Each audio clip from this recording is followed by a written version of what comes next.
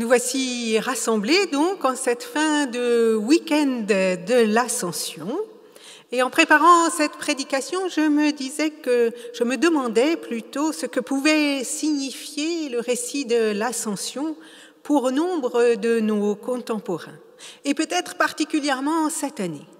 En réalité, il me semble que cette année, le week-end de l'Ascension a particulièrement le goût d'une liberté retrouvée, et nombreux d'ailleurs se trouvent probablement sur les routes aujourd'hui pour tenter de regagner maintenant la capitale parisienne après quelques jours de respiration.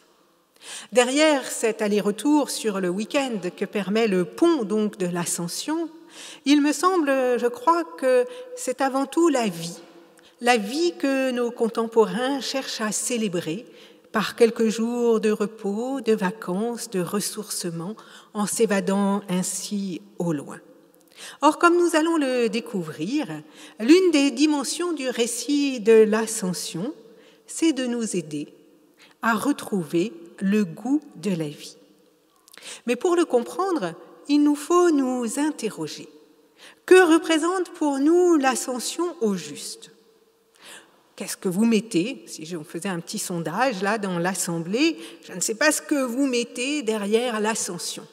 Si vous rencontrez des personnes non chrétiennes qui vous rappellent que vous célébrez l'Ascension en ce week-end, que leur expliquez-vous ? L'Ascension, pour moi, c'est quoi ? En réalité, c'est finalement assez complexe.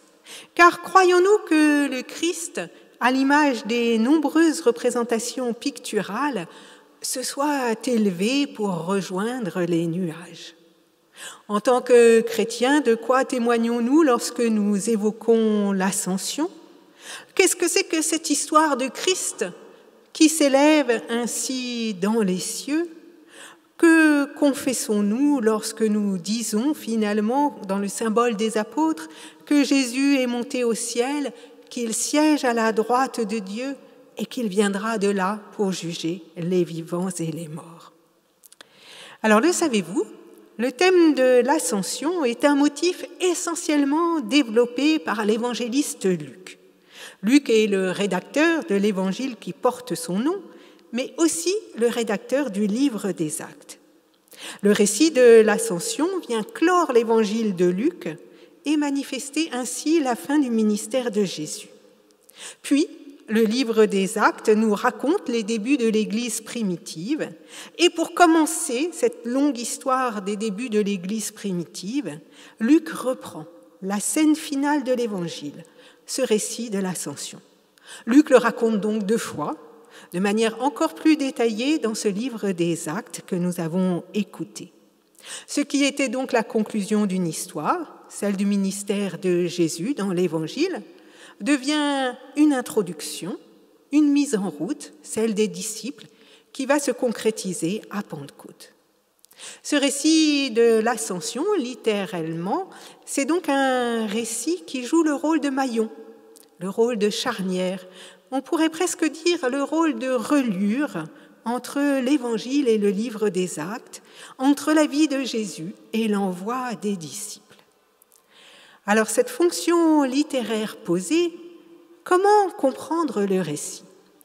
Personnellement, en tout cas, je ne crois évidemment pas donc que Jésus se soit élevé dans les nuages au vu et au su de ses disciples, tel un être soudainement dématérialisé. Mais si nous ne lisons pas ce récit littéralement, quel sens alors les 2 récits de Luc cherchent-ils à mettre en évidence ? Et oui, que croyons-nous lorsque nous confessons avec le symbole des apôtres, il est monté au ciel. Je vais explorer ce matin avec vous 3 pistes de réflexion et d'interprétation, mais il y en a sans doute de nombreuses autres. Pour comprendre ce que signifie donc cette élévation de Jésus dans le ciel, nous pouvons tout d'abord réfléchir à ce que représente le ciel dans notre imaginaire. C'est ce que nous avons fait avec les jeunes du caté, et cela les a bien aidés à comprendre le sens de cette mystérieuse ascension. Alors le ciel, si je vous disais maintenant, le ciel pour vous c'est quoi ? Qu'est-ce que cela représente pour vous ? Qu'est-ce que vous diriez ? Qu'est-ce qu'on peut entendre ? Je vous fais un petit peu participer. Qu'est-ce que ça représente pour nous, le ciel? Oui? C'est l'endroit où Dieu vit. Voilà, alors donc on imagine que Dieu vit au ciel. Mais pourquoi est-ce qu'on loge Dieu au ciel? Pourquoi est-ce que dans notre imaginaire, Dieu est au ciel? Qu'est-ce qu'évoque le ciel? Oui? Un royaume des plénitudes, mais restons un peu plus terre à terre. Le ciel, qu'est-ce que c'est pour nous? C'est bien, la réponse est juste, mais qu'est-ce que c'est quand on lève les yeux vers le ciel? Oui? J'ai pas entendu. C'est beau, alors voilà. Donc peut-être est-ce une des premières raisons, oui? C'est le quoi? Le pendant de la terre. Le ciel est le pendant de la terre. D'autres idées? Oui?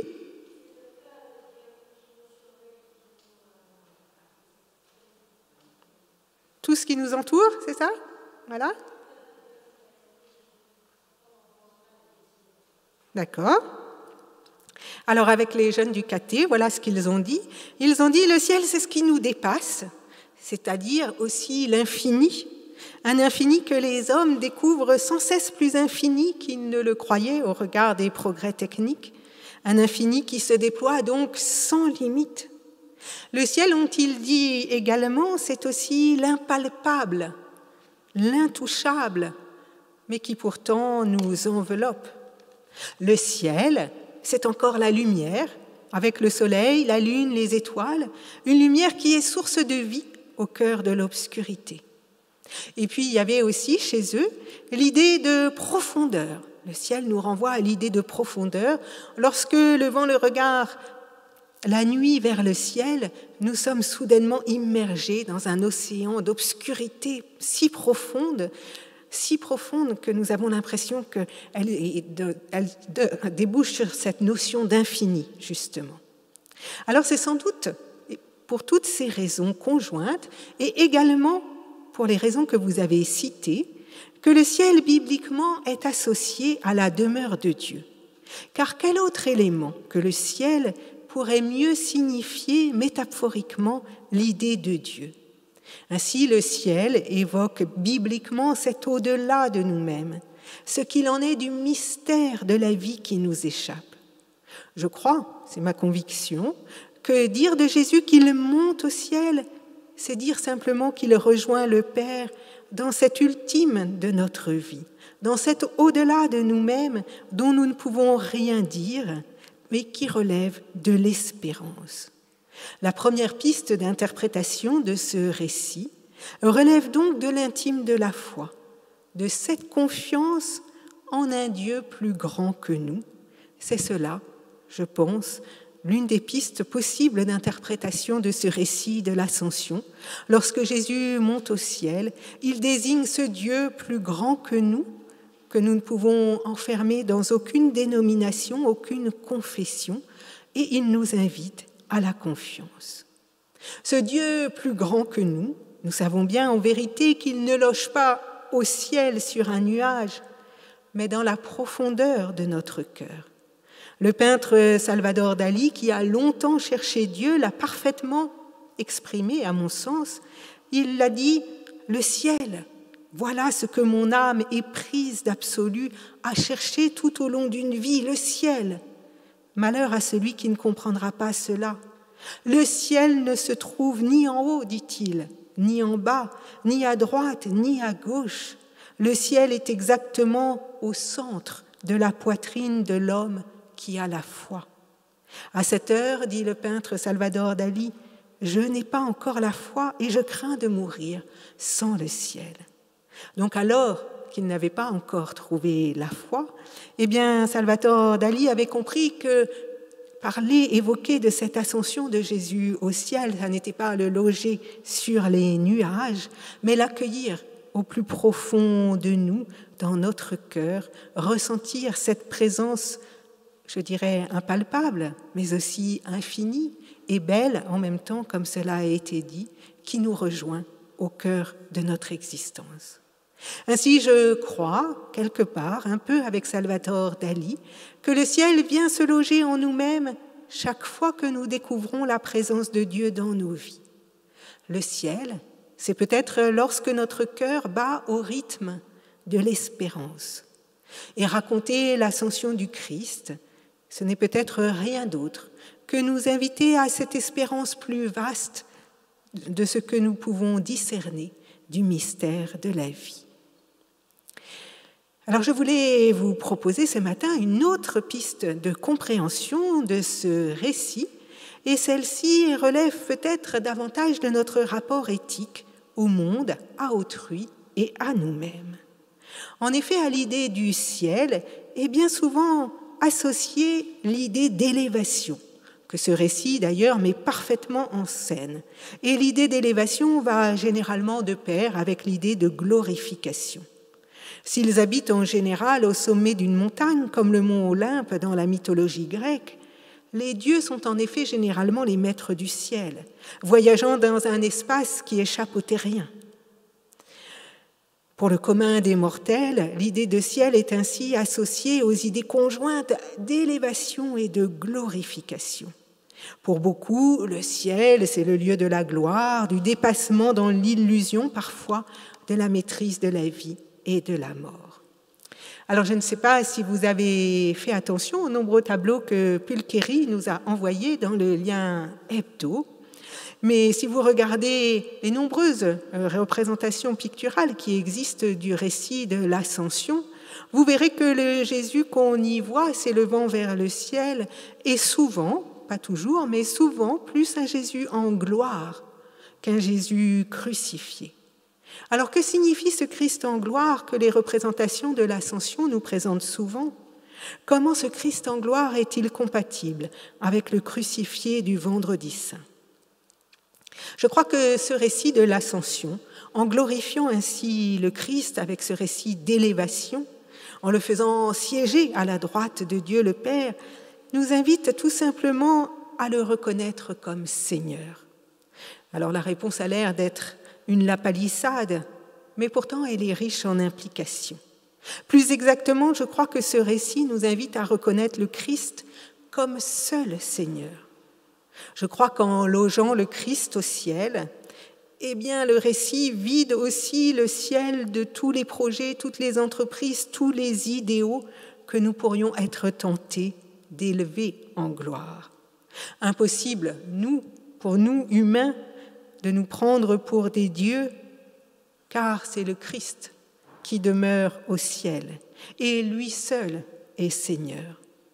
Je crois, quelque part, qu'en logeant le Christ au ciel, le récit vient rappeler à l'homme aussi sa finitude, son humilité, et l'inviter ainsi à se méfier de tout ce qui pourrait prétendre revêtir un caractère sacré ou absolu. Ce récit, en glorifiant le Christ par cette élévation, en évoquant, comme le fait le symbole des apôtres, le fait qu'il siège à la droite de Dieu, nous invite à dire en humilité cette affirmation qui est chère aux protestants, « À Dieu seul la gloire ». À Dieu seul la gloire, soli Deo gloria en latin. Cela signifie, nous explique le professeur Frédéric Rognon, que Dieu seul mérite que nous lui rendions un culte. Toute glorification de ce que l'homme produit par lui-même serait de l'idolâtrie. Rien n'est divin ou absolu en dehors de Dieu. Cela signifie que toutes choses qui constituent le cadre de notre existence sont vues comme très relatives et très provisoires. Plus exactement, les protestants tendront donc à privilégier, parmi les réalités terrestres, celles qui vont donc faire de la place à la pluralité, à la liberté de conscience et aussi à l'autolimite, comme la sobriété. Et nous sommes ainsi appelés, je crois, à désacraliser tout pouvoir et tout idéal qui se donnerait pour sacré. À Dieu seul la gloire, c'est donc peut-être l'un des sens de ce récit qui, en logeant le Christ au ciel, nous rappelle que lui seul habite ce ciel et nous invite à relativiser nos actions, nos œuvres, les personnes et les entreprises humaines. En détournant notre regard, happé parfois par de vaines aspirations, le récit de l'Ascension le retourne alors vers la terre Et il renvoie les disciples vers l'existence, vers Jérusalem, vers le quotidien et le concret.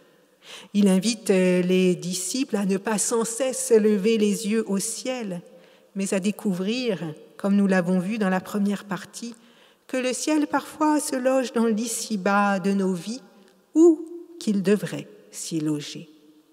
Ce n'est donc pas tant à regarder le ciel que nous sommes invités qu'à faire surgir des signes de celui-ci dès ici-bas dans notre existence. C'est une thématique que la théologienne Anne Lécu, inspirée par Jacques Ellul, a développée et elle évoque le regard qui choisit de s'abaisser pour regarder ce que l'on ne voit jamais. C'est peut-être aussi ce qu'évoque sœur Myriam, qui fut prieure des diaconesses et qui posait cette question : où s'enracine pour nous le ciel d'espérance ? Ne l'oublions pas, pour qu'un arbre tende ses branches vers le ciel, il lui faut être solidement enraciné dans la terre pour déployer un ciel d'espérance. Pour croire, il faut aussi cette capacité à nous enfoncer pleinement dans la réalité de l'existence où le Christ lui-même vient nous rejoindre. C'est ce que les disciples vont être appelés à découvrir. La troisième piste d'interprétation que je vous propose relève peut-être de la séparation nécessaire qui doit s'opérer entre le Christ et les disciples pour que ces derniers puissent redevenir acteurs de leur existence. En effet, cela a été dit, le ciel, c'est aussi ce qui s'oppose à la terre. Aussi radicalement, dit le prophète Ésaïe, que l'Est et l'Ouest sont opposés. Si le Christ est au ciel, symboliquement parlant, cela signifie que les disciples ne peuvent le retenir sur terre et qu'ils sont donc appelés à intégrer la réalité de la séparation qu'a opérée la mort du Christ. Car la résurrection, ça n'est pas la fin de la mort. La mort a réellement eu lieu. Et nul ne peut retenir celui qui a été crucifié parmi les vivants. Les disciples ne sont pas appelés non plus à embaumer le passé. Au contraire, c'est à vivre qu'ils vont être invités. Et le second récit de l'Ascension, celui des Actes que nous avons écouté, insiste particulièrement sur cette dimension d'envoi. Pourquoi restez-vous là à regarder vers le ciel ? Autrement formulée, cette question pourrait être « Pourquoi restez-vous à contempler l'absence ?» Jésus n'est plus, mais c'est à vivre qu'il appelle chacun et chacune. Il me semble que lorsque nous-mêmes, comme les disciples, traversons un temps de deuil après la mort d'un être cher, nous passons par plusieurs phases qui, bien sûr, ne sont pas linéaires dans le temps et se recouvrent parfois. La première phase, c'est celle du chagrin et du sentiment irrémédiable de perte. Dans cette période, la personne endeuillée marche souvent au passé et toutes ses forces sont mobilisées pour essayer de retenir ce qui a été partagé avec l'être cher, pour le maintenir vivant au milieu de nous. Aujourd'hui, il existe d'ailleurs, c'est un aparté, tout un marché qui surfe sur ce sentiment de perte et l'exploit. Il existe, j'ai entendu dire cela, des applications très sophistiquées qui s'élaborent à partir de tout ce que l'on peut nourrir, tout ce que le conjoint, le fils, la fille peut apporter du défunt, sa voix, sa chronologie, sa manière de réagir. Et ces applications sont censées reproduire des réactions du défunt auxquelles on peut donc tenter de continuer à s'adresser. Cela donne alors le sentiment que l'être cher n'est pas perdu, qu'il est encore là, qu'il est encore possible de s'adresser à lui ou de prendre appui sur lui. Cela devient ainsi une sorte de présence virtuelle qui fait illusion et qui semble apporter un certain réconfort. Mais cela risque aussi d'entraver le processus de deuil, dont la finalité est de permettre à la personne endeuillée de repartir dans sa vie de manière aussi créatrice que possible pour écrire sa propre histoire, enrichie de tout ce qui a été reçu et partagé. Le récit de l'Ascension vient signifier, je crois, également la coupure, la rupture et l'appel pour les disciples à repartir vers leur existence nourrie, portée par tout ce qu'ils ont reçu en Jésus-Christ. Vous le savez, le récit de l'Ascension se passe 40 jours après Pâques. Or, le chiffre 40 dans la Bible évoque le temps du passage d'une étape à une autre. Je crois que si nous lisons ces récits sous l'angle d'un chemin de deuil, c'est une des interprétations possibles, leur vocation serait alors de signifier que vient le temps de repartir vers sa vie, et sans pouvoir faire au début de grands projets d'avenir, de pouvoir au moins marcher au présent, dans la prise en compte de la séparation que la mort a opérée. Je crois que l'Ascension pourrait ainsi marquer la signification que vient le temps de vivre malgré la perte.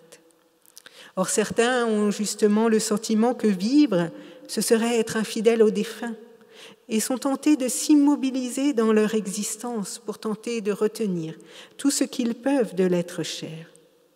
Mais en réalité, et c'est ce que nous dit ce récit, il n'y a pas d'autre manière d'être fidèle à ceux qui nous ont quittés que de vivre de cette vie qui nous est donnée, léguée, confiée, de la vivre avec force, avec élan et avec joie, de la vivre en l'éclairant de tout ce qu'il fut riche de partager.